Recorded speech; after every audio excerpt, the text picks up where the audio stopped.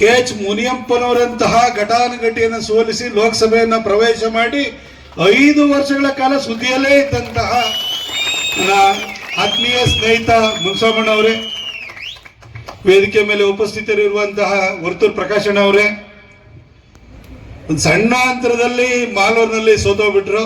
ಮುಂದೆ ಗೆಲ್ತಾರೆ ಅಂತ ನನಗೆ ಖಂಡಿತ ವಿಶ್ವಾಸ ಇದೆ. ಮಾಲೂರು ಮಂಜಣ್ಣ ಅವರೇ, ವೇಣುಗೋಪಾಲ್ ಅವರೇ, ಸ್ಥಳೀಯವಾಗಿ ನೀವು ಕೈ ಹಿಡಿಬೇಕಾದದ್ದು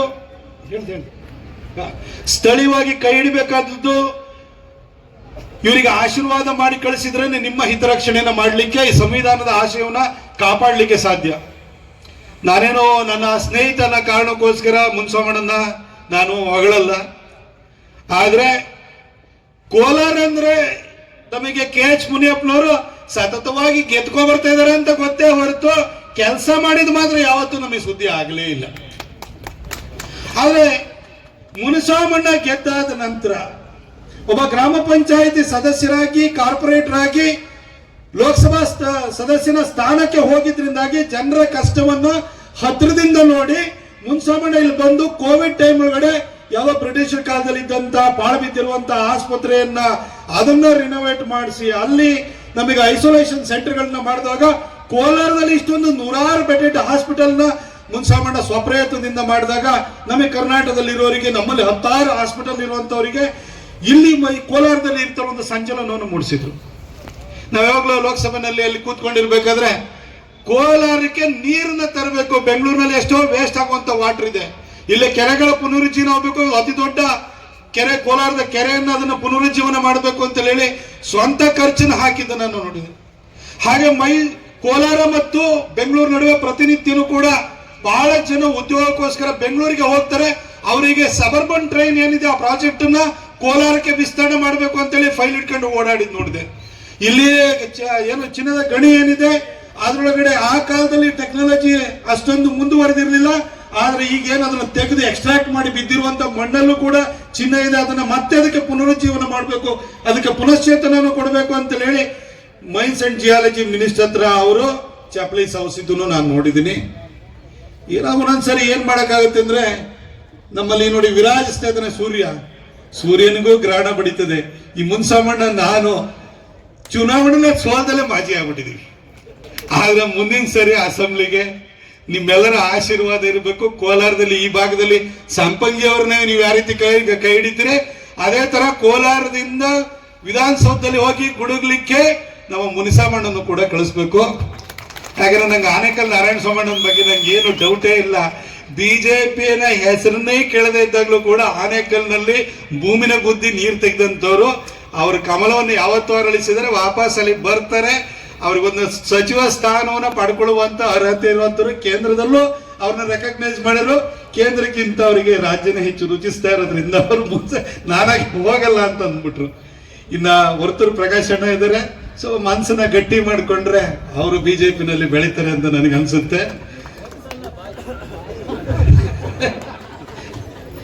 ಹಾಗೆ ನಮ್ಮ ಮಂಜಣ್ಣನು ಕೂಡ ಮುಂದಿನ ಸಾರಿ ಏನೊಂದು ಸಣ್ಣ ಒಂದು ಈ ಅಭಿಮನ್ಯು ತರ ಎಲ್ಲವನ್ನು ಚಕ್ರವ್ಯೂಹವನ್ನು ಬೇಯಿಸ್ಬಿಟ್ಟು ಕಡೇ ಕ್ಷಣಕ್ಕೆ ಒಂಚೂರು ವ್ಯತ್ಯಾಸನ ಆಯ್ತು. ಆದ್ರೆ ಮುಂದಿನ ಸರಿ ವ್ಯತ್ಯಾಸ ಆಗಲ್ಲ. ಕೋಲಾರ ಭಾಗದಲ್ಲಿ ಕೂಡ, ಕೋಲಾರ, ಚಿಕ್ಕಬಳ್ಳಾಪುರ ಈ ಭಾಗದಲ್ಲಿ ಎಲ್ಲರೂ ಕೂಡ ನೀವು ನಿಮ್ಮೆಲ್ಲರ ಆಶೀರ್ವಾದದಿಂದ ವಿಧಾನಸೌಧವನ್ನು ಪ್ರವೇಶ ಮಾಡ್ತಾರೆ ಅಂತ ನಾನು ವಿಶ್ವಾಸವನ್ನು ಇಟ್ಕೊಂಡು ನಾನು ಅಂಬೇಡ್ಕರ್ ಅವ್ರ ಬಗ್ಗೆ ಒಂದೆರಡು ಮಾತುಗಳನ್ನ ಹೇಳಲಿಕ್ಕೆ ಇಷ್ಟಪಡ್ತೀನಿ. ಬಹಳ ದೀರ್ಘವಾಗಿ ನಾನು ಭಾಷಣವನ್ನು ಮಾಡ್ಲಿಕ್ಕೆ ಹೋಗಲ್ಲ, ಮತ್ತೆ ಯಥಾವತ್ತಾಗಿ ಅದೇ ಭಾಷಣ ಕೂಡ ನಾನು ಮಾಡ್ಲಿಕ್ಕೆ ಹೋಗಲ್ಲ. ಅಂಬೇಡ್ಕರ್ ಬಗ್ಗೆ ನಾವು ಮಾತಾಡುವಾಗ ಬಹಳ ಜನಕ್ಕೆ ನಮಗೆ ಸವರ್ಣೀಯರು ಅಂತ ಅನ್ಕೊಂಡಿರೋರಿಗೆ, ಮೇಲ್ಜಾತಿಯವರು ಅಂತ ಅನ್ಕೊಂಡಿರೋ, ಹಾಗೂ ಮೇಲ್ಜಾತಿಯವರು ನಮ್ಮ ಬಗ್ಗೆ ಹೀಗೆ ಭಾವಿಸ್ತೀವಿ ಅಂತ ಹೇಳಿ ಅನ್ಕೊಂಡಿರುವಂತಹ ಕೆಳಜಾತಿ ಅಂತ ಅನ್ಕೊಂಡಿರೋ ನಿಮ್ಮಲ್ಲೂ ಕೂಡ ಬಹಳ ಸರಿ ಏನಾಗುತ್ತೆ ಅಂತ ಹೇಳಿದ್ರೆ ಅಂಬೇಡ್ಕರ್ ಅವ್ರನ್ನ ಒಂದು ಸೀಮಿತವಾದಂತಹ ಚೌಕಟ್ಟಲ್ಲಿ ದುರ್ಬಿನಲ್ಲಿ ರಿಸರ್ವೇಶನ್ ಕೊಟ್ಟಿದ್ದು ಅಂಬೇಡ್ಕರ್ ಬರೀ ದಲಿತರಿಗೆ ಅಷ್ಟೇ ಮಾಡಿದ್ರು ಕೆಲಸವನ್ನ ಅನ್ನೋ ಮನಸ್ಥಿತಿಯನ್ನ ನಾವೆಲ್ಲ ಇಟ್ಕೊಬಿಟ್ಟಿದೀವಿ. ಅರೆ ಅಂಬೇಡ್ಕರ್ ಅಂತ ಹೇಳಿದ್ರೆ ಬರೀ ದಲಿತರ ಉದ್ಧಾರಕ್ಕೋಸ್ಕರ ಹುಟ್ಟಿದಂತಹ ಮಹಾನುಭಾವರು ಮಾತ್ರನ?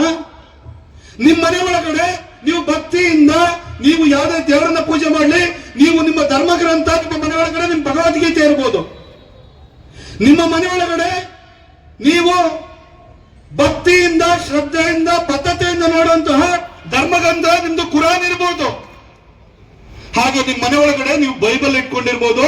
ಮನೆಯಿಂದ ಆಚೆಗೆ ಕಾಲು ತೆಗೆದು ಕೂಡಲೇ ಒಂದು ಸಂಕಷ್ಟ ಆಯ್ತು ಅಂತಂದ್ರೆ, ಒಂದು ಸಣ್ಣ ಸಮಸ್ಯೆ ಆಯ್ತು ಅಂತ ಹೇಳಿದ್ಕೊಡ್ರೆ, ನಿಮ್ಮ ಭಗವದ್ಗೀತೆ ನಿಮ್ಮ ಉಪಯೋಗ ಬರಲ್ಲ, ನಿಮ್ಮ ಕುರಾನ್ ನಿಮ್ಮ ಉಪಯೋಗ ಬರಲ್ಲ, ನಿಮ್ಮ ಬೈಬಲ್ ನಿಮ್ಮ ಉಪಯೋಗ ಬರಲ್ಲ. ನಿಮಗೆ ಪ್ರೊಟೆಕ್ಷನ್ ಅನ್ನು ಎಲ್ಲಿಂದ ಕೇಳ್ತೀರಿ ಹೇಳಿ? ಅದು ಭಾರತದ ಸಂವಿಧಾನದ ಅಡಿ ಕೊಟ್ಟಿರುವಂತಹ ಹಕ್ಕು ಮತ್ತು ಅದನ್ನ ರಕ್ಷಣೆನ ಕೇಳ್ತೀರಿ. ನಿಮ್ಮ ಮನೆಯೊಳಗೆ ಭಗವದ್ಗೀತೆ ಇಟ್ಕೊಳ್ಳಿ, ಕುರಾನ್ ಇಟ್ಕೊಳ್ಳಿ, ಬೈಬಲ್ ಇಟ್ಕೊಳ್ಳಿ. ಆದ್ರೆ ನಮ್ಮ ಭಾರತದ ಎಲ್ಲರಿಗೂ ಕೂಡ ಅನ್ವಯವಾಗುವಂತಹ ಒಂದೇ ಒಂದು ಧರ್ಮ ಗ್ರಂಥ ಅಂತ ಹೇಳಿದ್ರೆ ಅದು ಭಾರತದ ಸಂವಿಧಾನ. ಅದನ್ನು ಬರೆದಿರುವಂತರು ಅಂಬೇಡ್ಕರ್ ಅವ್ರನ್ನ ಅವ್ರ ಬಗ್ಗೆ ಒಂದು ವಿಚಾರನ ಹೇಳಬೇಕು ಅಂತ ಹೇಳಿದ್ರೆ, ಅಂಬೇಡ್ಕರ್ ಅವರು ಈಗ ದಲಿತರಿಗೆ ದೇವಸ್ಥಾನ ಪ್ರವೇಶಗಳು ಇಂಥದ್ರ ಬಗ್ಗೆ ಎಲ್ಲ ಹಿಂದೆಲ್ಲ ನಮಗೆ ಸ್ವಾತಂತ್ರ್ಯ ಸಂದರ್ಭದಲ್ಲೇ ಅಂಬೇಡ್ಕರ್ ಅವರು ದಲಿತರಿಗೆ ನ್ಯಾಯವನ್ನ, ಸಮಾನತೆಯನ್ನ, ಗೌರವಯುತ ಬದುಕನ್ನು ಕೊಡಿಸಬೇಕು ಅಂತ ಹೇಳಿ ಹೋರಾಟವನ್ನು ಮಾಡ್ತಾ ಇದ್ರು. ಆ ಸಂದರ್ಭದಲ್ಲಿ ದಲಿತರಿಗೆ ದೇವಸ್ಥಾನದ ಪ್ರವೇಶ ನಿಷೇಧ ಇರುವಂತಹ ಸಂದರ್ಭದಲ್ಲಿ ನಾಸಿಕ್ನಲ್ಲಿ ಕೇಲಾರಾಮ್ ದೇವಸ್ಥಾನದ ವಿಚಾರದಲ್ಲಿ ಅದು ಪ್ರವೇಶ ಕೊಡಬೇಕು ಅಂತ ಗಾಂಧೀಜಿ ಅವರು ಹೇಳಿದ್ರು ಕೂಡ ದೊಡ್ಡ ಸಂಘರ್ಷಣೆ ನಡೆಯುತ್ತೆ. ಯಾಕಾಗಿ ದಲಿತರು ದೇವಸ್ಥಾನದ ಪ್ರವೇಶನ ಮಾಡಬಾರ್ದು ಅಂತ ಹೇಳಿದ್ರೆ, ಕೆಲವರು ಪಂಡಿತ ಬಾಬರ ವರ್ಗದವರು, ಕೆಲವರು ಬಹಳ ಸಂಕುಚಿತವಾಗಿ ಯೋಚನೆಯನ್ನು ಮಾಡುವಂತವ್ರು ಏನ್ ಹೇಳಿದ್ರು ಅಂತ ಹೇಳಿದ್ರೆ, ಇದಕ್ಕೆ ಶಾಸ್ತ್ರಗಳು, ಧರ್ಮ ಗ್ರಂಥಗಳು ಅಡ್ಡಿ ಆಗ್ತವೆ ಅಂತ ಹೇಳಿದ್ರು.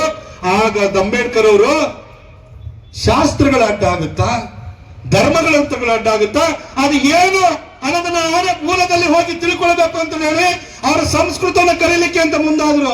ಹಾಗಾದ್ರೆ ಸಂಸ್ಕೃತವನ್ನು ಕಲಿಸೋರು ಯಾರು? 1929ರಲ್ಲಿ ಚಿಕ್ಕಮಗಳೂರಿಗೆ ಪಂಡಿತ್ ಮದನ್ ಮೋಹನ್ ಮಾಳವೀಯ ಅವರು ಬಂದಿರ್ತಾರೆ. ಕಾಂಗ್ರೆಸ್ಸಿನ ಅಧಿವೇಶನ ಇರುತ್ತೆ. ಚಿಕ್ಕಮಗಳೂರು ಹತ್ರ ಇರುವಂತಹ ಹೊರನಾಡು ಬಳಿನಲ್ಲಿರುವಂತಹ ಒಂದು ಜಾಗದಲ್ಲಿ ಅಲ್ಲಿ ಹೊಸಕೆರೆ ನಾಗಪ್ಪ ಶಾಸ್ತ್ರಿಗಳು ಅಂತಿರ್ತಾರೆ. ನಾಗಪ್ಪ ಶಾಸ್ತ್ರಿಗಳು ಅವರು ಪ್ಲೀಡರ್, ಗವರ್ಮೆಂಟ್ ಪ್ಲೀಡರ್, ಲಾಯರ್ ಆಗಿರ್ತಾರೆ. ಅವ್ರ ಮನೆಯಲ್ಲಿ 6 ಹೆಣ್ಣು ಮಕ್ಕಳು, 4 ಗಂಡು ಮಕ್ಕಳು. ಜೀವನ ನಡೆಸೋದು ಬಹಳ ಕಷ್ಟ ಇರುತ್ತೆ. ಲಾಯರ್ಗಿರಿನಲ್ಲಿ ಹೊಟ್ಟೆ ಹೊರೆಯಕ್ಕಾಗ್ತಿರಲ್ಲ. ಆ ಮಧ್ಯದಲ್ಲಿ ಅವರು ಬುದ್ಧನಿಂದ ಬಹಳ ಪ್ರಭಾವಿತರಾಗಿ ಬುದ್ಧ ಭಾಗವತ ಅಂತ ಒಂದು ಪುಸ್ತಕವನ್ನು ಬರಲಿಕ್ಕೆ ಪ್ರಾರಂಭ ಮಾಡಿರ್ತಾರೆ. ಮಾಳವೀಯವ್ರನ್ನ, ಪಂಡಿತ್ ಮದನ್ ಮೋಹನ್ ಮಾಳವೀಯ ಅವ್ರನ್ನ ಭೇಟಿಯಾಗುವಂತ ಒಂದು ಅವಕಾಶ ಬರುತ್ತೆ. ಅಲ್ಲಿ ಹೋಗಿ ಅವ್ರನ್ನ ಭೇಟಿಯಾಗಿ ಬುದ್ಧ ಭಾಗವತದ ಪ್ರತಿಗಳನ್ನು ನೋಡಿದಾಗ ಮದನ್ ಮೋಹನ್ ಮಾಳವೀಯ ಅವರು ಬಹಳ ಇಂಪ್ರೆಸ್ ಆಗ್ತಾರೆ. ನೀನು ಬಾಂಬೆ ಬಂದು ಬಿಡು ಅಂತ ಕೇಳ್ತಾರೆ. ಅವರು ಹೊಟ್ಟೆಪಾಡಿಗೋಸ್ಕರ ಚಿಕ್ಕಮಗಳೂರನ್ನ ಬಿಟ್ಟು ಬಾಂಬೆಗೆ ಹೋಗ್ತಾರೆ. 1929ರಲ್ಲಿ ಬಾಂಬೆನಲ್ಲಿ ಡಿಸೆಂಬರ್ನಲ್ಲಿ ಕಾಂಗ್ರೆಸ್ಸಿನ ಸಮಾವೇಶ ಏರ್ಪಡಾಗಿರುತ್ತೆ. ಆ ಸಮಾವೇಶಕ್ಕೆ ಗಾಂಧೀಜಿಯವರು ಬಂದಿರ್ತಾರೆ, ನೆಹರು ಅವರು ಬಂದಿರ್ತಾರೆ, ಅಂಬೇಡ್ಕರ್ ಅವರು ಕೂಡ ಅಲ್ಲೇ ಇರ್ತಾರೆ. ಅಲ್ಲಿಗೆ ಈ ಮದನ್ ಮೋಹನ್ ಮಾಳವೀಯ ಅವರ ಕರೆಗೆ ಹೋಗಿದ್ದಂತಹ ನಾಗಪ್ಪ ಶಾಸ್ತ್ರಿಗಳು ಕೂಡ ಬಂದಿರ್ತಾರೆ. ಆಗ ಗಾಂಧೀಜಿಯವರಿಗೆ ಅಂಬೇಡ್ಕರ್ ಅವರು ಸಂಸ್ಕೃತವನ್ನು ಕಲಿಬೇಕು ಅನ್ನೋ ಆಸಕ್ತಿಯನ್ನು ಹೊಂದಿದ್ದಾರೆ. ಆ ಶಾಸ್ತ್ರಗಳನ್ನ ಮೂಲದಲ್ಲೇ ಸಂಸ್ಕೃತದಲ್ಲೇ ಓದಿ ತಿಳಿಬೇಕು ಅನ್ನೋ ಆಸಕ್ತಿ ಇದೆ ಅಂತ ಗೊತ್ತಿತ್ತಲ್ಲ. ಆಗ ಹೇಳ್ತಾರೆ, ದೇಖೋ ಕವನಾಯ ಅಂತ ಕೇಳ್ತಾರೆ, ನಿಮ್ಗೆ ಒಂದು ಗುರುವಿನ ಶೋಧನೆಯಲ್ಲಿ ಇದೆಯಲ್ಲ, ಗುರುನೇ ಬಂದರು ಅಂತ ಹೇಳ್ಬಿಟ್ಟು ನಾಗಪ್ಪ ಶಾಸ್ತ್ರಿಗಳನ್ನು ತೋರಿಸ್ತಾರೆ.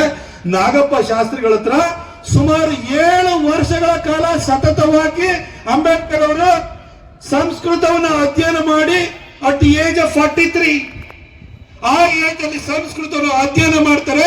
ಅಧ್ಯಯನ ಮಾಡಿ ಅದನ್ನ ಕರಗತವನ್ನು ಮಾಡಿಕೊಂಡು ಅವರು ರಿಡ್ಲ್ಸ್ ಇನ್ ಹಿಂದೂಯಿಸಂ ಪುಸ್ತಕವನ್ನು ಬರೀತಾರೆ. ಯಾವ ಶಾಸ್ತ್ರಗಳು, ಧರ್ಮ ಗ್ರಂಥಗಳು ಕೂಡ ಯಾವುದೋ ದಲಿತರು ದೇವಸ್ಥಾನ ಪ್ರವೇಶಕ್ಕೆ ಅಡ್ಡಿಯಾಗಿಲ್ಲ. ಇದು ಮನುಷ್ಯ ಕಟ್ಟಿರುವಂತ ಗೋಡೆ, ಮನುಷ್ಯ ನಿರ್ಮಾಣ ಮಾಡಿರುವಂತ ಬೇಲಿಯನ್ನು ಎಕ್ಸ್ಪೋಸ್ ಮಾಡ್ತಾರೆ. ಇದಕ್ಕೆ ನಾನು ಯಾಕೆ ಈ ವಿಚಾರವನ್ನು ಹೇಳ್ತೀನಿ ಅಂತ ಹೇಳಿದ್ರೆ, ನಮ್ಮ ಹುಟ್ಟಿನಲ್ಲಿ, ನಾನು ಕೇರಿನಲ್ಲಿ ಹುಟ್ಟಿದಿನೋ, ಕಾಲೋನಿನಲ್ಲಿ ಹುಟ್ಟಿನೋ, ಮೊಹಲ್ಲಾದಲ್ಲಿ ಹುಟ್ಟಿದಿನೋ, ನನ್ನ ಮನೆಯಲ್ಲಿ ಪರಿಸ್ಥಿತಿ ಏನಿದೆಯೋ, ನಮ್ಮ ಹುಟ್ಟಿನಲ್ಲಿ ಯಾವುದೇ ತಾರತಮ್ಯ ಇಲ್ಲ. ದೇವರು ಯಾವುದನ್ನು ತಾರತಮ್ಯ ಮಾಡಿಲ್ಲ. ಅದಕ್ಕೆ ಹೇಳ್ತಾರೆ, ಜನ್ಮನಾ ಜಾಯತೆ ಶೂದ್ರ ಸಂಸ್ಕಾರತು ದ್ವಿಜ ಉಚ್ಯತೆ ಅಂತ ಹೇಳ್ತಾರೆ. ಹುಟ್ಟಿನಿಂದ ನಾವೆಲ್ಲರೂ ಕೂಡ ಅಜ್ಞಾನಿಗಳು ಅಂತ ಅನ್ಕೊಳ್ಳೋಣ ನಾವು. ಆದ್ರೆ ನಾವು ಶಿಕ್ಷಣದ ಮುಖಾಂತರವಾಗಿ ನಾವು ಜ್ಞಾನಿಗಳಾಗ್ತೀವಿ ಅಂತ ಹೇಳಿ ಅಂಬೇಡ್ಕರ್ ಅವರು ಅದಕ್ಕೆ ಒಂದು ದೊಡ್ಡ ಉದಾಹರಣೆ.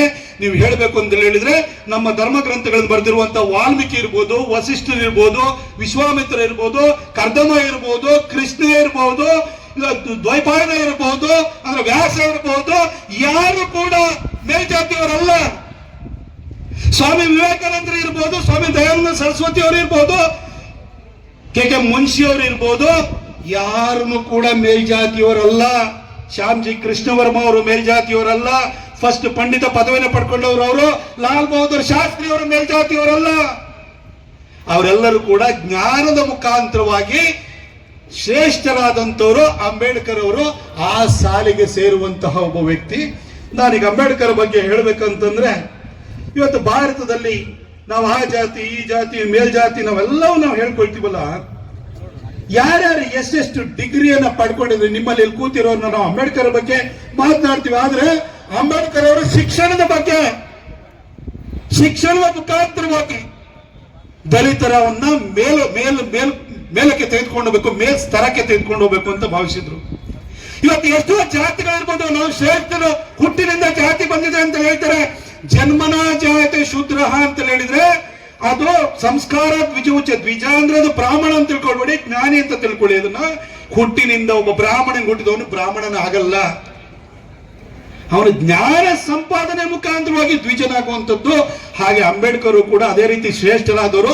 ಇವತ್ತಿನ ಯೋಚನೆ ಮಾಡಿ, ಭಾರತದಲ್ಲಿ ಅತಿ ಹೆಚ್ಚು ಡಿಗ್ರಿಯನ್ನು ಪಡ್ಕೊಂಡಿರುವಂತ ವ್ಯಕ್ತಿಗಳು ಯಾರಪ್ಪ ಅಂತ ಹೇಳಿ ನಾವು ಹುಡುಕಿದ್ರೆ ಅಂಬೇಡ್ಕರ್ಗಿಂತ ಹೆಚ್ಚು ಡಿಗ್ರಿಯನ್ನು ಹುಡುಕಿರುವಂತವ್ರು ಯಾರಿದ್ದಾರೆ ಹೇಳಿ? ಈ ದೇಶದ ಸ್ವಾತಂತ್ರ್ಯಕ್ಕೋಸ್ಕರ ಹೋರಾಟವನ್ನು ಮಾಡಿದಂತ ಗಾಂಧೀಜಿಯವರಿಗೆ ಎಷ್ಟು ಡಿಗ್ರಿ ಇತ್ತು? ಇವತ್ತು ಎಲ್ಲ ನೋಟ್ಗಳಲ್ಲಿ ಗಾಂಧೀಜಿಯವ್ರ ಫೋಟೋ ನೋಡ್ತೀವಲ್ಲ, ಗಾಂಧೀಜಿಯವರಿಗೆ ಎಷ್ಟು ಡಿಗ್ರಿ ಇತ್ತು?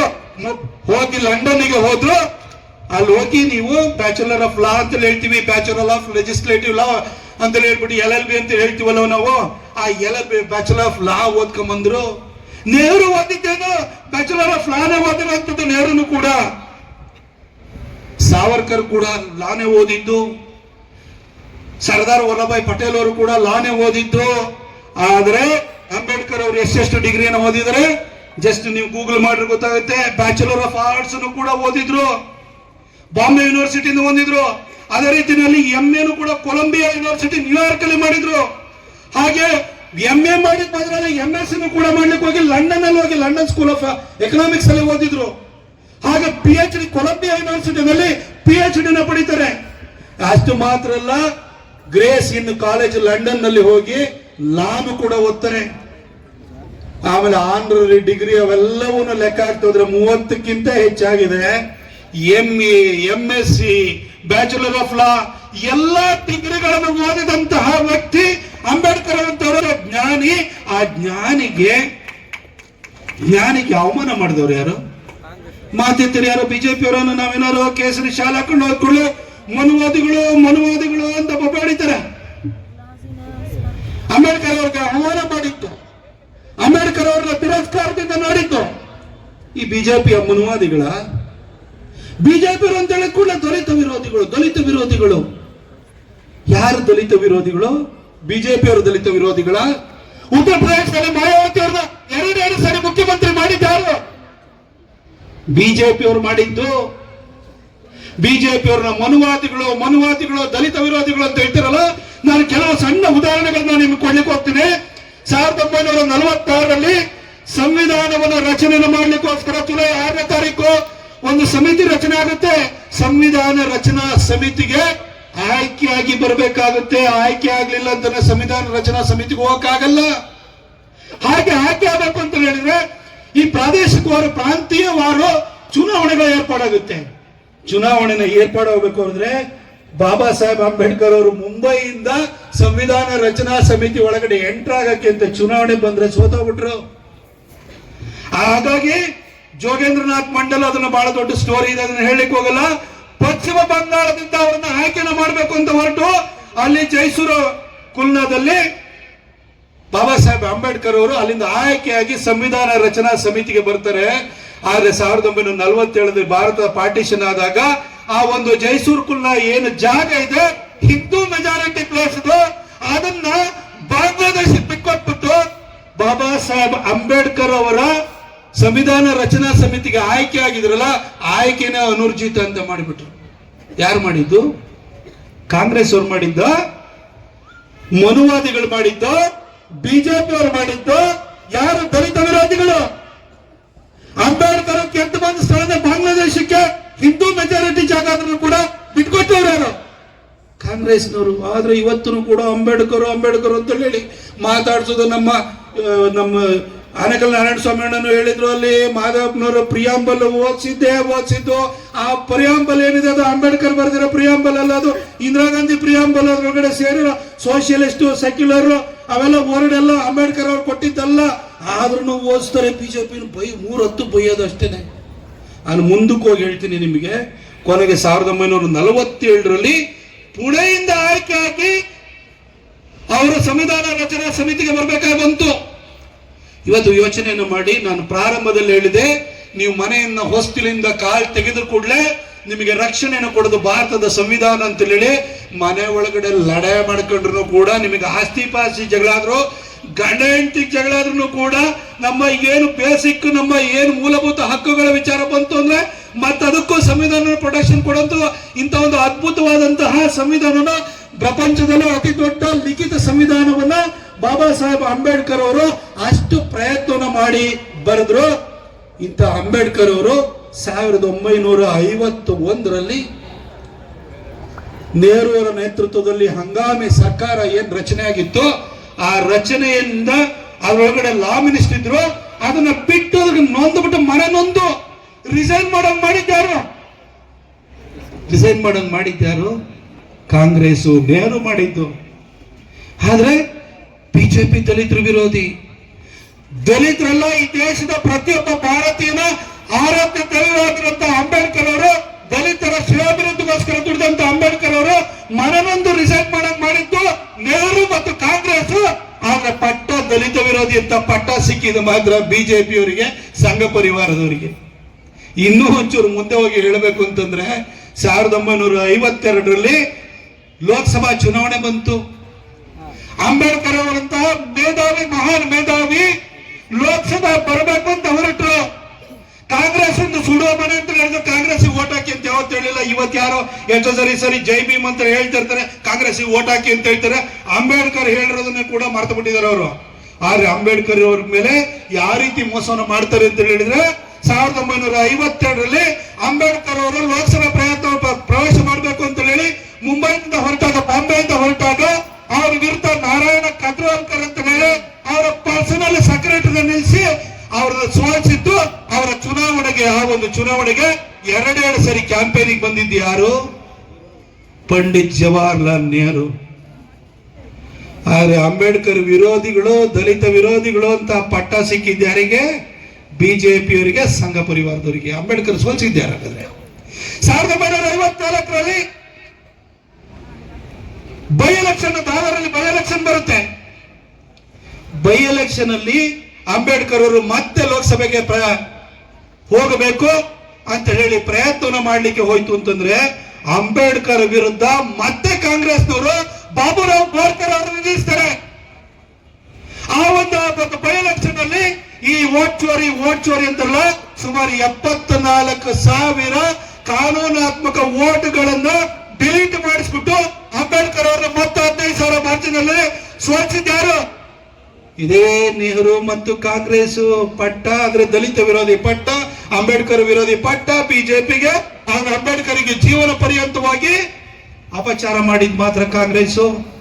1955ರಲ್ಲಿ ಭಾರತ 54-55ರಲ್ಲಿ ಭಾರತ ರತ್ನ ಅಂತ ಹೇಳಿ ಅತ್ಯುನ್ನತವಾದಂತಹ ನಾಗರಿಕ ಪುರಸ್ಕಾರವನ್ನು ನೀಡೋದಕ್ಕೆ ಬಂತು. ಪದ್ಮಶ್ರೀ, ಪದ್ಮಭೂಷಣ, ಪದ್ಮವಿಭೂಷಣ, ಅತ್ಯುನ್ನತವಾದಂತದ್ದು ಭಾರತ ರತ್ನ. ಹಾಗೆ ಮಿಲಿಟರಿನಲ್ಲಿ ಬೇಕಷ್ಟಿದೆ. ವೀರ ಚಕ್ರ ಇದೆ, ಪೀಸ್ ಟೈಮ್ ಅಲ್ಲಿ ಕೊಡುವಂತದ್ದು ಅಶೋಕ ಚಕ್ರ ಇದೆ, ಯುದ್ಧದಲ್ಲಿ ಮಾಡಿದಾಗ ಪರಮವೀರ ಚಕ್ರವನ್ನು ಕೊಡ್ತಾರೆ. ಹಾಗೆ ಭಾರತದ ಒಬ್ಬ ನಾಗರಿಕರಿಗೆ ಕೊಡುವಂತ ಅತ್ಯುನ್ನತವಾದಂತ ಗೌರವ ಭಾರತ ರತ್ನ. ನೆಹರು ಸತ್ತೋಗಿದ್ದು 1964ರಲ್ಲಿ, 64 ಅನಿಸ್ತದೆ, 64ರಲ್ಲಿ.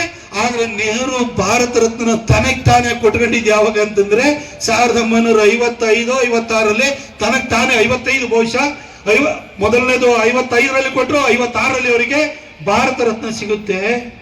ಯೋಚನೆಯನ್ನು ಮಾಡಿ. ಇಂದಿರಾ ಗಾಂಧಿ 1984ರಲ್ಲಿ ತೀರ್ಕೊಳ್ತಾರೆ. ಇಂದಿರಾ ಗಾಂಧಿಗೆ 1971ರಲ್ಲಿ ಭಾರತ ರತ್ನ ಕೊಡ್ತಾರೆ. ರಾಜೀವ್ ಗಾಂಧಿ 1991ರಲ್ಲಿ ತೀರ್ಕೊಳ್ತಾರೆ. 91ರಲ್ಲಿ ಭಾರತ ರತ್ನ ಕೊಡ್ತಾರೆ. ಆದ್ರೆ ಅಂಬೇಡ್ಕರ್ ಅವರಿಗೆ ಮಾತ್ರ ಅವರಿಗೆ ಭಾರತ ರತ್ನ ಕೊಡಬೇಕು ಅಂತ ಕಾಂಗ್ರೆಸ್ಸಿಗೆ ಅನ್ನಿಸ್ಲೇ ಇಲ್ಲ. ಅಂಬೇಡ್ಕರ್ ಅವರನ್ನ ಸೋಲಿಸಿ ಅವಮಾನ ಮಾಡಿದಂತ ನಾರಾಯಣ ಕಜ್ರೋಲ್ಕರ್ಗೆ ಇಂದಿರಾ ಗಾಂಧಿ ಅವರು 1970ರಲ್ಲಿ ಪದ್ಮಭೂಷಣ ಕೊಡ್ತಾರೆ.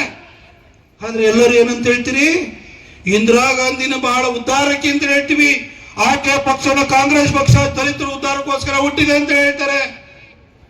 ಆದ್ರೆ ಅಂಬೇಡ್ಕರ್ ಅವ್ರನ್ನ ಸೋಲಿಸಿದಂತ ನಾರಾಯಣ ಕಜ್ರೋಲ್ಕರ್ಗೆ ಪದ್ಮಭೂಷಣ ಕೊಟ್ಟಿದ್ದು 1970ರಲ್ಲಿ ಇಂದಿರಾ ಗಾಂಧಿ. ಆದ್ರೆ ದಲಿತ ವಿರೋಧಿ ಪಟ್ಟ ಬಿಜೆಪಿಗೆ. ಅಂಬೇಡ್ಕರ್ ಅವರಿಗೆ ಭಾರತ ರತ್ನ ಯಾವಾಗ ಸಿಕ್ಕಿತ್ತು, ಅವ್ರಿಗೆ ಎಷ್ಟನೇ ಪಟ್ಟಿನಲ್ಲಿ ಎಷ್ಟನೇ ಸ್ಥಾನ ಅಂತ ನಿಮಗೆ ಗೊತ್ತಾ? ಈ ದೇಶದಲ್ಲಿ 22ನೇ ವ್ಯಕ್ತಿ ಅಂಬೇಡ್ಕರ್. ಅಂಬೇಡ್ಕರ್ ಅವರಿಗೆ ಭಾರತ ರತ್ನವನ್ನು 1990ರಲ್ಲಿ ಕೊಡೋಕ್ಕಿಂತ ಮೊದಲು 1980ರಲ್ಲಿ ಇದೆ ಕಾಂಗ್ರೆಸ್ನವರು ಮದರ್ ತೆರೇಸಾ ಕೊಡ್ತಾರೆ. ಅಲ್ಬೇನಿಯಾದಲ್ಲಿ ಹುಟ್ಟಿ ಇಲ್ಲಿ ಬಂದು ಕನ್ವರ್ಷನ್ ಮಾಡ್ತಾ, ಇಲ್ಲಿ ನೋಡಿ ಕೋಲಾರ KGF ಬಂದ್ರೆ ಊರು ತುಂಬಾ ಚರ್ಚು. ಆ ಒಂದು ಯಾರ್ಯಾರು ಕನ್ವರ್ಟ್ ಆಗೋದ್ರು ಆ ದಟ್ಟ ದರಿದ್ರದಲ್ಲೇ ಇದ್ದಾರೆ ಇನ್ನೂ ಕೂಡ, ಆ ವ್ಯವಸ್ಥೆ ಒಳಗಡೆ ಇದ್ದಾರೆ. ಈ ತರ ಕನ್ವರ್ಟ್ ಮಾಡಕ್ ಬಂದಂತ ಮದರ್ ತೆರೇಸಾಗೆ 1980ರಲ್ಲಿ ಭಾರತ ರತ್ನ ಕೊಡ್ತಾರೆ. 87ರಲ್ಲಿ ಖಾನ್ ಅಬ್ದುಲ್ ಗಫಾರ್ ಖಾನ್ ಆ ಕಡೆ ಬಾಂಗ್ಲಾದೇಶ ಅವ್ರಿಗೆ ಕೊಡ್ತಾರೆ. ಆದ್ರೆ ಅಂಬೇಡ್ಕರ್ಗೆ ಕೊಡಬೇಕು ಅಂತ ಅನ್ಸೋದೇ ಇಲ್ಲ. 1990ರಲ್ಲಿ ಬಿಜೆಪಿ ಬೆಂಬಲಿತ ಯುನೈಟೆಡ್ ಫ್ರಂಟ್ ಸರ್ಕಾರ ಆಗ VP ಸಿಂಗ್ ನೇತೃತ್ವದಲ್ಲಿ ಬಂತಲ್ಲ, ಆ ಸರ್ಕಾರ ಬಂದಾದ ನಂತರ ಅಂಬೇಡ್ಕರ್ ಅವರಿಗೆ 1990ರಲ್ಲಿ 22ನೇ ವ್ಯಕ್ತಿಯಾಗಿ ಭಾರತ ರತ್ನ ಕೊಟ್ಟಿದ್ದು. ತನಗೆ ತಾನೇ ಭಾರತ ರತ್ನ ಕೊಟ್ಕೊಂಡ ನೆಹರು ಅಂಬೇಡ್ಕರ್ ವಿರೋಧಿನೋ, 1971ರಲ್ಲಿ ತನಗೆ ತಾನೇ ಭಾರತ ರತ್ನವನ್ನು ಕೊಟ್ಕೊಂಡಂತಹ ಇಂದಿರಾ ಗಾಂಧಿ ಅಂಬೇಡ್ಕರ್ ವಿರೋಧಿನೋ? ಅಂಬೇಡ್ಕರ್ ಅವರಿಗೆ ಭಾರತ ರತ್ನ ಕೊಡಬೇಕು ಅಂತ ಯಾವತ್ತು ಮನಸ್ಸನ್ನೇ ಮಾಡಿದಂತಹ ಕಾಂಗ್ರೆಸ್ ಅಂಬೇಡ್ಕರ್ ವಿರೋಧಿನೋ? ಅಥವಾ VP ಸಿಂಗ್ ಸರ್ಕಾರದ ಮೇಲೆ ಪ್ರಭಾವ ಬೀರಿ ಅಂಬೇಡ್ಕರ್ ಅವರಿಗೆ ಭಾರತ ರತ್ನವನ್ನು ಕೊಡಿಸಿದಂತ ಬಿಜೆಪಿ ದಲಿತರ ವಿರೋಧಿನ? ಅಂಬೇಡ್ಕರ್ ಅವರ ಭಾವಚಿತ್ರ ನಿಮಗೆ ಪಾರ್ಲಿಮೆಂಟ್ ಸೆಂಟ್ರಲ್ ಅಲ್ಲಿ ಇದೆ, ಮುನ್ಸಾಮಣ್ಣ ಇದೇ. ನಾವು ನಾರಾಯಣ ಸ್ವಾಮಿ ಅವರು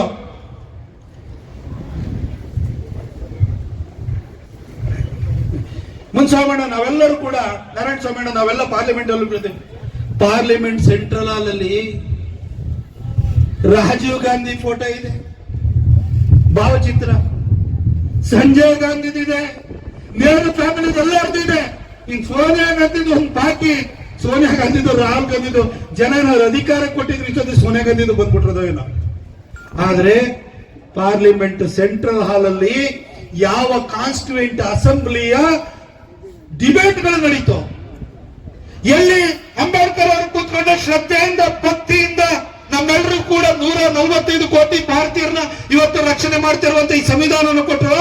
ಆ ಸಂವಿಧಾನವನ್ನು ರಚನೆಯನ್ನ ಮಾಡಿದಂತ ಪಾರ್ಲಿಮೆಂಟ್ ಸೆಂಟ್ರಲ್ ಹಾಲ್ ಅಲ್ಲಿ ಅಂಬೇಡ್ಕರ್ ಫೋಟೋ ಹಾಕಬೇಕು ಅಂತ ಹೇಳಿ ಕಾಂಗ್ರೆಸ್ಗೆ ಯಾವತ್ತೂ ಅನಿಸ್ತಿಲ್ಲ. ಅದಕ್ಕೆ ಮತ್ತೆ ಬಿಜೆಪಿ ಬೆಂಬಲಿತವಾದಂತ ಯುನೈಟೆಡ್ ಫ್ರಂಟ್ ಸರ್ಕಾರನೇ ಬರಬೇಕಾಗುತ್ತು.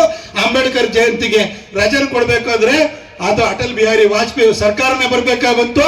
ಅಂಬೇಡ್ಕರ್ ಅವರು ಹುಟ್ಟಿದ್ದು ಮಾವೋದಲ್ಲಿ, ಅವರು ಅಂತ್ಯ ಸಂಸ್ಕಾರ ಆಗಿದ್ದು ನಾಗಪುರದಲ್ಲಿ, ಹಾಗೆ ಅವರು ಡೆಲ್ಲಿನಲ್ಲಿ ಉಳ್ಕೊಂಡಿದ್ದ ಜಾಗ, ಹಾಗೆ ಲಂಡನ್ ಅಲ್ಲಿ ಅವರು ಓದ್ತಾ ಇದ್ರಲ್ಲ, ಗ್ರೇಹಿನ್ಸ್ ಕಾಲೇಜ್ ಓದ್ಬೇಕಾದ್ರೆ ಲಂಡನ್ ಅಲ್ಲಿ ಕಿಂಗ್ ಹೆನ್ರಿ ರಸ್ತೆಯಲ್ಲಿ ಓದ್ತಾ ಇದ್ರಲ್ಲ, ಆ ಜಾಗ ಮನೆ ಏನಿತ್ತು ಅದು ಆಕ್ಷೇಪಣೆ ಬಂತು.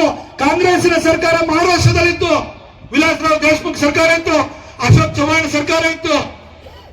ಆದ್ರೆ ಯಾರನ್ನು ಕೂಡ 32 ಕೋಟಿ ಕೊಟ್ಟು ಆಕ್ಷನ್ ಅಲ್ಲಿ ತಗೊಳ್ಳಿಕ್ಕೆ ಮನಸ್ಸೇ ಮಾಡಲಿಲ್ಲ. ಯಾವಾಗ್ಲೂ ಕೂಡ ಬಿಜೆಪಿ ಅವ್ರನ್ನ ಸಂಘಿಗಳು, RSS ನವರು, ಮನುವಾದಿಗಳು, ದಲಿತ ವಿರೋಧಿಗಳು, ಅಂಬೇಡ್ಕರ್ ವಿರೋಧಿಗಳು ಅಂತ ಹೇಳ್ತಿರಲ್ಲ, ಅಂಬೇಡ್ಕರ್ ಅವರಿಗೆ ಭಾರತ ರತ್ನ ಕೊಡಿಸ್ಲಿಕ್ಕೆ ಅಟಲ್ ಬಿಹಾರಿ ವಾಜಪೇಯಿ ಮತ್ತು ಲಾಲ್ ಕೃಷ್ಣ ಅಡ್ವಾಣಿ ಅವರಂತಹ ಇಬ್ರು ಸಂಘ ಪರಿವಾರದ ಸ್ವಯಂ ಸೇವಕರ ನೇತೃತ್ವದ ಪಕ್ಷ VP ಸಿಂಗ್ ಸರ್ಕಾರಕ್ಕೆ ಬೆಂಬಲ ಕೊಟ್ಟು ಮನವೊಲಿಸಬೇಕಾಗಿ ಬಂತು. ಅಂಬೇಡ್ಕರ್ ಅವರ ಭಾವಚಿತ್ರವನ್ನು ಸೆಂಟ್ರಲ್ ಹಾಲ್ ಅನಾವರಣ ಮಾಡಲಿಕ್ಕೆ ಅಟಲ್ ಬಿಹಾರಿ ವಾಜಪೇಯಿ ಮತ್ತು ಅಡ್ವಾಣಿ ಅವರಂತ ಇಬ್ರು ಸ್ವಯಂ ಸೇವಕರು ಕಾರಣರಾದ್ರು. ಹಾಗೆ ಕಿಂಗ್ ಹೆನ್ರಿ ರಸ್ತೆನಲ್ಲಿದ್ದಂತಹ ಆ ಒಂದು ಸ್ಥಳವನ್ನು, ಅಂಬೇಡ್ಕರ್ ಉಳ್ಕೊಂಡಿರುವಂತಹ ಸ್ಥಳವನ್ನು 38 ಕೋಟಿ ಕೊಟ್ಟು ಖರೀದಿ ಮಾಡಲಿಕ್ಕೆ RSS ನ ಹೆಡ್ ಕ್ವಾರ್ಟರ್ ಇರುವಂತಹ ನಾಗಪುರವನ್ನ ಪ್ರತಿನಿಧಿಸುವಂತಹ ದೇವೇಂದ್ರ ಫಡ್ನವೀಸ್ ಅನ್ನುವಂತಹ RSS ನ ಸ್ವಯಂ ಸೇವಕ 2014ರಲ್ಲಿ ಮಹಾರಾಷ್ಟ್ರದ ಮುಖ್ಯಮಂತ್ರಿ ಆಗಬೇಕಾಯ್ತು. ಈ ಇಷ್ಟೂ ಜಾಗಗಳನ್ನ ಸೇರಿ ಪಂಚತೀರ್ಥಗಳಾಗಿ ಡೆವಲಪ್ ಮಾಡಲಿಕ್ಕೆ RSS ನ ಮತ್ತೊಬ್ಬ ಸ್ವಯಂ ಸೇವಕ ನರೇಂದ್ರ ದಾಮೋದರ್ ದಾಸ್ ಮೋದಿ ಬರಬೇಕಾಗುತ್ತೆ. ಆದ್ರೂ ಕೂಡ ಇವತ್ತು ದಲಿತ ವಿರೋಧಿಗಳು ಬಿಜೆಪಿಯವರು, ಅಂಬೇಡ್ಕರ್ ವಿರೋಧಿಗಳು ಬಿಜೆಪಿಗಳು, ಮನುವಾದಿಗಳು ಬಿಜೆಪಿಗಳು. ಮನುವಾದ ಏನು ಮಣ್ಣಗಟ್ಟೆ ಅಂತ ನಮಗೂ ಗೊತ್ತಿಲ್ಲ. ಆದ್ರೂ ಮನುವಾದಿಗಳು ನೀವ್ ಹೇಳ್ರಪ್ಪ ಮನುವಾದ ಏನು ಅಂತ ಹೇಳಿದ್ರೆ ಅದು ಅವರಿಗೂ ಗೊತ್ತಿಲ್ಲ. ಆದ್ರೂ ಮನುವಾದಿಗಳು ಮಾತೆತ್ತಿರ ಅಂಬೇಡ್ಕರ್ ಹೆಸರು ಹೇಳ್ಕೊಂಡು ನಮ್ಮನ್ನು ಬೈಯೋದು. ಆದ್ರೆ ಅಂಬೇಡ್ಕರ್ ಅವರಿಗೆ ಜೀವನ ಪರ್ಯಂತ ಮೋಸ ಮಾಡಿದವರು, ಅನ್ಯಾಯ ಮಾಡಿದಂಥವ್ರು ಅದು ಕಾಂಗ್ರೆಸ್ನವರು. ನಾನು ಕೇವಲ ಒಂದೆರಡು ವಿಚಾರಗಳನ್ನ ಕ್ವಿಕ್ ಆಗಿ ಹೇಳಿ ನಾನು ಮುಗಿಸ್ತೀನಿ. ಅಲ್ಲ, ಯೋಚನೆಯನ್ನು ಮಾಡಿ, ಅಂಬೇಡ್ಕರ್ ಅವಾಗ 1971ರಲ್ಲಿ ರಾಯ್ಬರೇಲಿಯಿಂದ ಇಂದಿರಾ ಗಾಂಧಿ ಅವರು ರಾಜನಾರಾಯಣ ಅವರ ವಿರುದ್ಧ ಗೆದ್ದು ಬಂದ್ರು. ಆದ್ರೆ ಚುನಾವಣಾ ಅಕ್ರಮ ಎಸಗಿದೆ ಅಂತ ಹೇಳ್ಬಿಟ್ಟು ಅವ್ರ ವಿರುದ್ಧ ರಾಜನಾರಾಯಣ ಕೋರ್ಟಿಗೆ ಹೋಗಿ 1975ರಲ್ಲಿ ತೀರ್ಪು ಬಂದು ಇಂದಿರಾ ಗಾಂಧಿ ಅವರ ಆಯ್ಕೆನ ಅನೂರ್ಜಿತಗೊಳಿಸಿದ ಕೂಡಲೇ ಕಾನ್ಸ್ಟಿಟ್ಯೂಷನ್ ಬಗ್ಗೆ ಮಾತಾಡ್ತಾರಲ್ಲ, ಎಮರ್ಜೆನ್ಸಿಯನ್ನ ಹೇರಿದವ್ರು ಯಾರು?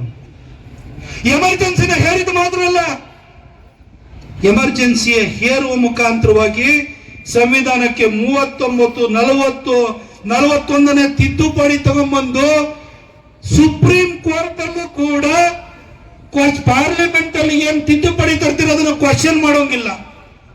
ಪಾರ್ಲಿಮೆಂಟ್ ಅಲ್ಲಿ ಏನ್ ತಿದ್ದುಪಡಿ ತರ್ತಾರೆ ಅಂತ ಹೇಳಿದ್ರೆ ಯಾವ ಕೋರ್ಟು ಕೂಡ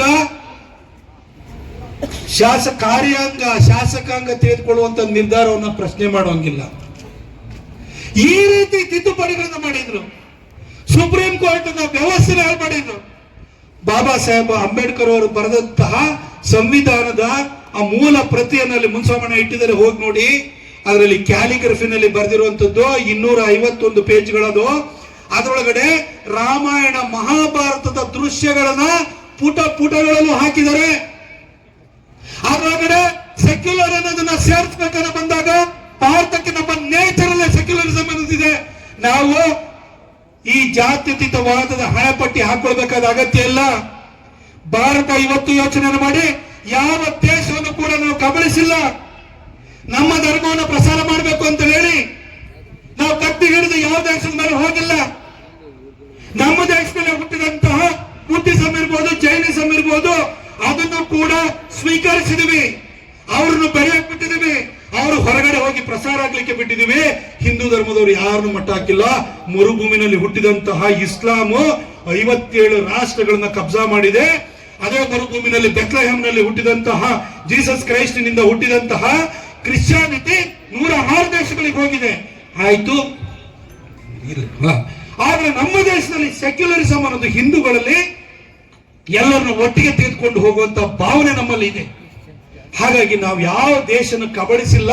ನಮಗೆ ಸೆಕ್ಯುಲರಿಸಂ ಅನ್ನು ಸೇರ್ಬೇಕಾದ ಅಗತ್ಯನೇ ಇಲ್ಲ ಅಂತ ಹೇಳಿ ಅಂಬೇಡ್ಕರ್ ಅವರು ಹೇಳಿದ್ರು. ಅದನ್ನ ತಿದ್ದುಪಡಿಯ ಮುಖಾಂತರವಾಗಿ ಕಾನ್ಸ್ಟಿಟ್ಯೂಷನ್ ಇಂದ ಹಾಳು ಮಾಡಿದವರು ಯಾರು? 1971ರಲ್ಲಿ ಮೀಸಾತ maintenance of internal security act ಅಂತ ಬಂದು ಯಾರು ಬೇಕಾದ್ರೆ ಜೈಲಿಗೆ ಹಾಕುವಂತ ಪರಿಸ್ಥಿತಿ ಬಂತು. ಇದನ್ನೆಲ್ಲ ಮಾಡಿ ಅಂಬೇಡ್ಕರ್ ಅವರ ಆಶಯಗಳಿಗೆ ವಿರುದ್ಧವಾಗಿ ನಡ್ಕೊಂಡಿದ್ದಾರು ಇಂದಿರಾ ಗಾಂಧಿ. 1977ರಲ್ಲಿ RSS ತನ್ನ ಹೊಕ್ಕಳು ಬಲಿಯಾಗಿದ್ದಂತಹ ಜನಸಂಘವನ್ನ ಜನತಾ ಪರಿವಾರದಲ್ಲಿ ಮರ್ಜ್ ಮಾಡಿ ಅವತ್ತು ಈ ಎಮರ್ಜೆನ್ಸಿ ವಿರುದ್ಧ ಹೋರಾಟ ನಡೀತಲ್ವಾ? ಭಾರತದ ಸ್ವಾತಂತ್ರ್ಯಕ್ಕೆ ಬಿಜೆಪಿ RSS ನ ಕೊಡುಗೆ ಏನು ಅಂತ ಕೇಳ್ತಾರಲ್ಲ. ಸ್ವಾತಂತ್ರ್ಯ ಹೋರಾಟ ಬರೀ ಕಾಂಗ್ರೆಸ್ಸಿಗರು ಹೋರಾಟ ಮಾಡಿಲ್ಲ. ಕಾಂಗ್ರೆಸ್ನವರು ಯಾರೋ ಬಿಜೆಪಿ ಯಾರು ಪ್ರಾಣತ್ಯಾಗ ಮಾಡಿದ್ರು ಅಂತ ಕೇಳ್ತಾರಲ್ಲ. ಕಾಂಗ್ರೆಸ್ಸಿನ ನ್ಯಾಯಮರಿ ಸತ್ತೋಯ್ತಾ ಹೇಳಿ ನೀವ್ ಹೇಳಿ. ಖರ್ಗೆ ಅವರು ನಮ್ಮನ್ನು ಕೇಳ್ತಾರಲ್ಲ. ಭಗತ್ ಸಿಂಗ್ ಇರ್ಬೋದು, ಅಶ್ಫಾಕುಲ್ಲಾ ಇರ್ಬೋದು, ಅಥವಾ ಅಶ್ಫಾಕುಲ್ಲಾ ಖಾನ್ ಇರ್ಬೋದು, ರಾಜ್ಗುರು ಇರ್ಬೋದು, ಸುಖದೇವ್ ಇರ್ಬೋದು, ಮದನ್ ಲಾಲ್ ಟಿಂಗ್ರಾ ಇರ್ಬೋದು, ಯಾರು ಅವ್ರೇನು ಕಾಂಗ್ರೆಸ್ಸಿಗರಾಗಿದ್ರ? ಆದ್ರೆ ಕಾಂಗ್ರೆಸ್ಸಿಗರು ಸ್ವಾತಂತ್ರ್ಯ ತಂದ್ಕೊಟ್ರು ಅಂತಾರಲ್ಲ. ಆದ್ರೆ ಇವತ್ತು ಅಂಬೇಡ್ಕರ್ ಬರೆದಿರುವಂತಹ ಸಂವಿಧಾನ ವಾಪಸ್ ರೀಇನ್ಸ್ಟೇಟ್ ಆಗಬೇಕಾದ್ರೆ ತುರ್ತು ಪರಿಸ್ಥಿತಿ ವಿರುದ್ಧ ಹೋರಾಟ ಇತ್ತಲ್ಲ, ಅದರಲ್ಲಿ 1,09,000 ಜನ ಅರೆಸ್ಟ್ ಆದ್ರಲ್ಲ. ಮೆಜಾರಿಟಿ ಅರೆಸ್ಟ್ ಆದವರು ಅದು RSS ನ ಕಾರ್ಯಕರ್ತರಾಗಿದ್ರು. ಅವರು ವಾಪಸ್ 1977ರಲ್ಲಿ ಮೊರಾರ್ಜಿ ದೇಸಾಯಿ ಅವರ ಸರ್ಕಾರ ಬಂದಾದ ನಂತರ ಅಂಬೇಡ್ಕರ್ ಅವರು ಬರೆದಂತಹ ಸಂವಿಧಾನದ ಮೂಲ ಆಶಯಕ್ಕೆ ಅನುಗುಣವಾಗಿ 39, 40, 41ನೇ ತಿದ್ದುಪಡಿಗಳನ್ನ ತೆಗೆದುಹಾಕಿತ್ತು. 1971 maintenance of internal security act ಅನ್ನ ತೆಗೆದುಹಾಕಿ ಅಂಬೇಡ್ಕರ್ ಅವರು ಕೊಟ್ಟಿರುವಂತಹ ಸಂವಿಧಾನ ಅದನ್ನ ಮೂಲ ಸ್ವರೂಪದಲ್ಲಿ ರೀಇನ್ಸ್ಟೇಟ್ ಮಾಡಿದ್ ಯಾರು ಅಂತ ಹೇಳಿದ್ರೆ ಅದು RSS ನ ಪ್ರಯತ್ನ ಆಗಿತ್ತು. ಅದು 2ನೇ ಸ್ವಾತಂತ್ರ್ಯ ಚಳುವಳಿಯಾಗಿತ್ತು. ಇವತ್ತು ರಾಹುಲ್ ಗಾಂಧಿ ಅಲ್ಲಾಡಿಸ್ತಿರ್ತಾರಲ್ಲ ಸಂವಿಧಾನದ ಕಾಪಿ ಸಂವಿಧಾನ ಅದು ಇದು ಅಂತ. ಒಂದು ವೇಳೆ RSS ಅವತ್ತು ಪ್ರಯತ್ನ ಮಾಡಲಿಲ್ಲ ಅಂದ್ರೆ ಇವತ್ತು ರಾಹುಲ್ ಗಾಂಧಿ ಅವರು ಕೈಯಲ್ಲಿ ಹಿಡಿದು ಅಲ್ಲಾಡಿಸ್ತಾ ಇರುವಂತದ್ದು ಅದು ಇಂದಿರಾ ಗಾಂಧಿ ಸಂವಿಧಾನ ಆಗ್ತಿತ್ತು ಹೊರತು ಬಾಬಾ ಸಾಹೇಬ್ ಅಂಬೇಡ್ಕರ್ ಅವರ ಸಂವಿಧಾನ ಆಗಿರ್ತಿರಲಿಲ್ಲ. ಅದನ್ನ ಮೂಲ ಸ್ವರೂಪದಲ್ಲಿ ಉಳಿಸ್ಕೊಡೋದಕ್ಕೆ ದೊಡ್ಡ ಹೋರಾಟವನ್ನು ಮಾಡಿದ್ದು ಅದು RSS, ಅದು ಬಿಜೆಪಿಯ ಮೂಲ ಅವತಾರ ಆಗಿರುವಂತಹ ಜನಸಂಘ ಅಂತ ಹೇಳಿ ಹೇಳ್ತಾ ಬಂಧುಗಳೇ. ಆದ್ರೂ ಕೂಡ ನಮ್ಮನ್ನು ಮನುವಾದಿಗಳು, ದಲಿತ ವಿರೋಧಿಗಳು, ಅಂಬೇಡ್ಕರ್ ವಿರೋಧಿಗಳು ಅಂತ ಪಟ್ಟ ಮಾತ್ರ ನಮಗೆ ಸಿಕ್ಕಿದೆ. ಇಂತಹ ಕಾಂಗ್ರೆಸ್ಸಿನ ಷಡ್ಯಂತ್ರವನ್ನ ಅನಾವರಣ ಮಾಡಲಿಕ್ಕೆ, ಬಯಲು ಮಾಡಲಿಕ್ಕೆ ಇವತ್ತು ಜನತಾ ಪಕ್ಷ ಭೀಮನಡಿಗೆ ಕಾರ್ಯಕ್ರಮವನ್ನ ಇಡೀ ರಾಜ್ಯಾದ್ಯಂತ ಹಮ್ಮಿಕೊಂಡಿದೆ. ನಮ್ಮ ಕೋಲಾರದಲ್ಲೂ ಕೂಡ ನಮ್ಮೆಲ್ಲ ಪಕ್ಷದ ಮುಖಂಡರು ಒಳ್ಳೆ ಕಾರ್ಯಕ್ರಮವನ್ನು ಆಯೋಜನೆ ಮಾಡಿದ್ದಾರೆ. ನಮ್ಮ ಸಂಘದ ಹಿನ್ನೆಲೆಯಲ್ಲಿ ಬಂದಿರುವಂತಹ ವಾದಿರಾಜರು ಯಾವಾಗಲೂ ಕೂಡ ನಾವು ಎಷ್ಟೋ ಸರಿ ನೀವು ಸಂವಿಧಾನ ವಿರೋಧಿಗಳು ಅಂತ ತಿಳ್ಕೊಳ್ಳಿ ಆನ್ಸರ್ ಮಾಡಕ್ಕೆ ಗೊತ್ತಾಗ್ತಿಲ್ಲ. ಬಿಜೆಪಿ ಒಬ್ಬ ಕಾರ್ಯಕರ್ತನು ಕೂಡ ಅವರಿಗೆ ಖಚಿತವಾದಂತ ಮಾಹಿತಿ ಇರಬೇಕು ಅಂತ ದಾಖಲೆ ರೂಪದಲ್ಲಿ ಇದಿಷ್ಟನ್ನು ಕೂಡ ಸಿದ್ಧಪಡಿಸಿರುವಂತವರು ವಾದಿರಾಜರು. ಅವರಿಗೂ ಕೂಡ ನಾನು ಧನ್ಯವಾದ ಹೇಳ್ತೀನಿ. ಕಾಂಗ್ರೆಸ್ನವರು ಇನ್ನೊಂದ್ಸರಿ ಕೇಳಿದ್ರೆ ನಮ್ಮನ್ನ ದಲಿತ ವಿರೋಧಿಗಳು ಅಂತ ಹೇಳಿದ್ರೆ ಅಂಬೇಡ್ಕರ್ ಅವ್ರನ್ನ ಸೋಲಿಸಿದವ್ರು ಯಾರು? ಅಂಬೇಡ್ಕರ್ ಅವರಿಗೆ ಭಾರತ ರತ್ನ ಕೊಡದಿದ್ದವ್ರು ಯಾರು? ಅಂಬೇಡ್ಕರ್ ಅವರು ಮನನೊಂದು ರಿಸರ್ವ್ ಮಾಡೋಕೆ ಮಾಡಿದವ್ರು ಯಾರು? ಅಂಬೇಡ್ಕರ್ ಅವ್ರನ್ನ ಸೋಲಿಸಿದವನಿಗೆ ಭಾರತ ರತ್ನ ಪದ್ಮವಿಭೂಷಣವನ್ನು ಕೊಟ್ಟವ್ರು ಯಾರು ಅಂತ ಇದಿಷ್ಟು ಪ್ರಶ್ನೆ ಕೇಳಿದ್ರೆ ಅದು ಮಲ್ಲಿಕಾರ್ಜುನ್ ಖರ್ಗೆ ಅವರು ಇರ್ಬೋದು, ಪ್ರಿಯಾಂಕಾ ಖರ್ಗೆ ಅವರು ಇರ್ಬೋದು, ನಮ್ಮ KH ಮುನಿಯಪ್ಪ ಸಾಹೇಬ್ರು ಇರ್ಬೋದು, ಆ ಕಡೆ ಮಾರಪ್ಪನವ್ರು ಇರ್ಬೋದು, ಎಲ್ಲರೂ ಬಾಯಿ ಮುಚ್ಕೊಳ್ತಾರೆ. ಅದಕ್ಕೋಸ್ಕರವಾಗಿ ನಿಮ್ಮ ಜೊತೆಗೆ ನಿಮಗೆ ಸೂಕ್ತವಾದಂತ ಮಾಹಿತಿಯನ್ನು ಕೊಡುವಂತಹ ಒಂದು ರೀತಿ ಪ್ರಶಿಕ್ಷಣ ಶಿಬಿರದ ರೂಪದಲ್ಲಿ ಈ ಒಂದು ಭೀಮನಡಿಗೆ ಕಾರ್ಯಕ್ರಮವನ್ನು ಹಮ್ಮಿಕೊಳ್ಳಲಾಗಿದೆ. ನಿಮ್ಮೆಲ್ಲರೂ ಕೂಡ ಇಷ್ಟವರೆಗೂ ತಾಳ್ಮೆಯಿಂದ ಕೇಳಿದ್ರೆ ನಿಮ್ಮೆಲ್ಲರಿಗೂ ಧನ್ಯವಾದಗಳು. ಹಾಗೆ ನಮ್ಮ XMLA ಸಂಪಂಗಿ ಅವರು ಇಲ್ಲಿದ್ದಾರೆ. ಈ ಭಾಗದಲ್ಲಿ ಬಿಜೆಪಿಯ ಬಾವುಟನ ಹಾರಿಸಿದವರು ಅವರು. ಮತ್ತೊಂದ್ಸರಿ ಅವರ ಬಾವುಟ ಹಾರಿಸ್ಬೇಕು ಅಂದ್ರೆ ನಿಮ್ ಸಹಕಾರ ಬೇಕೇ ಬೇಕಲ್ಲ. ಹೋರಾಟ ಸ್ವಭಾವ ಇದೆ. ನಮ್ಮ ಆನೇಕಲ್ ನಾರಾಯಣ ಸ್ವಾಮಿ ಅವರನ್ನು ಕೂಡ ಹಂಗೆ ಬಿಜೆಪಿ ಇವತ್ತು ದೊಡ್ಡ ಬೆಳೆದಾಗಿರ್ಬೋದು, ಅವ್ರು ಬಿಜೆಪಿಗೆ ಬಾವುಟ ಕಟ್ಟಲಿಕ್ಕೆ ಬ್ಯಾನರ್ ಬಂಟಿಂಗ್ ಕಟ್ಟೋದಕ್ಕೆ ಜನ ಇಲ್ಲದೆ ಟೈಮ್ ಒಳಗಡೆ ಬಿಜೆಪಿ ಕಟ್ಟಿರೋರು ಆನೇಕಲ್ ನಾರಾಯಣ ಸ್ವಾಮಿ ಅವರು. ಹಾಗೆ ಈ ಭಾಗದಲ್ಲಿ ಕೋಲಾರದಲ್ಲಿ ಇಲ್ಲಿ ಭೂಮಿ ಬೋರಲ್ ಹೊಡೆದ್ರೂ ನೀರು ಸಿಕ್ಕಲ್ಲ. ಇನ್ ಬಿಜೆಪಿಯ ಕಮಲ ಎಲ್ಲ ಅರಳುತ್ತೆ. ಅಂತ ಸ್ಥಿತಿಯಲ್ಲೂ ಕೂಡ ಕಮಲವನ್ನ KGF ನಲ್ಲಿ ಅರಳಿಸಿದವರು. ಮುಂದಿನ ದಿನಗಳಲ್ಲಿ ಅವರಿಗೆ ನಿಮ್ಮ ಆಶೀರ್ವಾದ, ಪ್ರೀತಿ, ಪ್ರೋತ್ಸಾಹ ಮತ್ತೆ ಸಿಗಬೇಕು ಅಂತ ಕೇಳ್ಕೊಳ್ತಾ, ನಮ್ಮಣ್ಣ ಮುನ್ಸಮ್ಮಣ್ಣನು ಅಷ್ಟೇನೆ ಒಳ್ಳೆ ವ್ಯಕ್ತಿ. ಎಲ್ಲರ ಜೊತೆ ಜಗಳ ಮಾಡ್ತಾನೆ. ನಾವು ಪಾರ್ಲಿಮೆಂಟ್ ಅಲ್ಲಿ ಇರೋದು ಯಾರು ಅಧಿಕಾರಿಗೆ ನೀರು ಬಿಟ್ಟಿಲ್ಲ ಅಂತ ಗಲಾಟೆ. ನಿಮ್ಮ ಪರವಾಗಿ ಹೋರಾಟವನ್ನು ಮಾಡಿದನು. ಪಾಲಿಟಿಷಿಯನ್ ರಾಜಕಾರಣಕ್ಕೆ ಬಂದು ದುಡ್ಡು ಮಾಡ್ತಾರೆ. ಆದ್ರೆ ರಾಜಕಾರಣ ಬಂದು ಇರೋ ದುಡ್ಡನ್ನ ಕಳ್ಕೊಳ್ಳೋರಲ್ಲಿ ಮುನ್ಸಮ್ಮಣ್ಣ ಒಬ್ಬ. ಹಾಗಾಗಿ ತನ್ನ ದುಡ್ಡನ್ನು ಹಾಕಿ ರಾಜಕಾರಣವನ್ನು ಮಾಡ್ತಾರೆ. ಅವರಿಗೆ ನಿಮ್ಮ ಸಹಕಾರ ಕೊಡಬೇಕು. ಮುಂದಿನ ದಿನಗಳಲ್ಲಿ ಅವರ ಬಾಳು ಬಂಗಾರವಾಗಬೇಕು. ಹಾಗಾಗಿ ಅವ್ರಿಗೂ ಕೂಡ ನೀವು ಸಹಕಾರವನ್ನು ಕೊಡಿ. ಎಲ್ಲರಿದ್ದಾರೆ, ಹೊರತು ಪ್ರಕಾಶ್ ಅಣ್ಣನೂ ಇದ್ದಾರೆ, ನಮ್ಮ ಮಾಲೂರು ಮಂಜಣ್ಣ ಇದ್ದಾರೆ, ನನ್ನ ಸ್ನೇಹಿತ ಚಲಪತಿ ಇದ್ದಾರೆ. ಎಲ್ಲರೂ ನಮ್ಮೆಲ್ಲ ಪಕ್ಷದ ಬಂಧುಗಳನ್ನ ನೀವೆಲ್ಲರೂ ಮುಂದಿನ ದಿನಗಳಲ್ಲಿ ಕೈ ಹಿಡಿಬೇಕು ಅಂತ ಹೇಳ್ಬಿಟ್ಟು ವಿನಮ್ರವಾಗಿ ಕೇಳಿಕೊಂಡು ನನ್ನ ಮಾತನ್ನು ಮುಗಿಸ್ತೀನಿ. Thank you. ಜೈ ಭೀಮ್.